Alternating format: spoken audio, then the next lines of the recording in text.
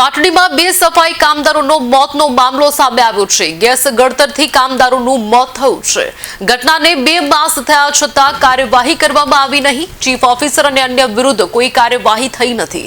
કાર્યવાહી ન કરાતા લોકોમાં રોષ ફેલાયો છે। ગૃહમંત્રી હર્ષ સંઘવી પાટડી આવતા હોય ત્યારે પરિવારજનોની અટકાયત કરાઈ છે। અટકાયત કરતા જિલ્લા કોંગ્રેસ પ્રમુખ નૌશાદ સોલંકીએ તંત્ર સામે આક્ષેપો કર્યા છે। આરોપીઓ સામે તંત્ર અને પોલીસ દ્વારા કાર્યવાહી કરવામાં આવે તેવી માંગ ઉઠી છે।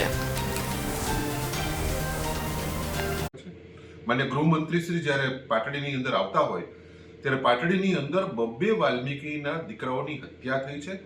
એના આરોપીઓ એ ચીફ ઓફિસર અને એક એસઆઈ ઇન્સ્પેક્ટરની હજી આજની તારીખ સુધી ધરપકડ કરવામાં આવી નથી। એના ઉપર કોઈ કાર્યવાહી થઈ નથી।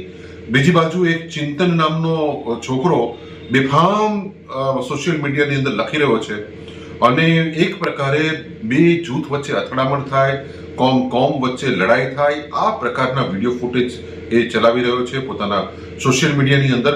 એની સામે પણ હજી સુધી કોઈ કાર્યવાહી કરી નથી। ત્યારે માન્ય હર્ષભાઈ સંઘવી કયા મોઢે પાટડીની અંદર આવીને બેટ દડો રમવા આવ્યા છે, ક્રિકેટ રમવા આવ્યા છે અને કોઈ મોટા રીઢા ગુનેગારોને પકડવાની વાત હોય એ પ્રમાણે માત્ર સામાન્ય કર્મચારીને જો આ પોલીસ 2 મહિનાથી પકડી ના શકતી હોય, આજે 3 મહિના થઈ ગયા તેમ છતાં એટલે માન્ય ગૃહમંત્રીને પાટડીમાં આવતા પહેલા એમની પોલીસ ચુસ્ત દુરસ્ત કામ કરે એ જોવાની ખાસ જરૂર છે। નહીં કે કોંગ્રેસના સંનિષ્ઠ કાર્યકરોને હાઈવે ઉપરથી ડિટેન કરીને પોલીસ સ્ટેશનમાં રાખવાની।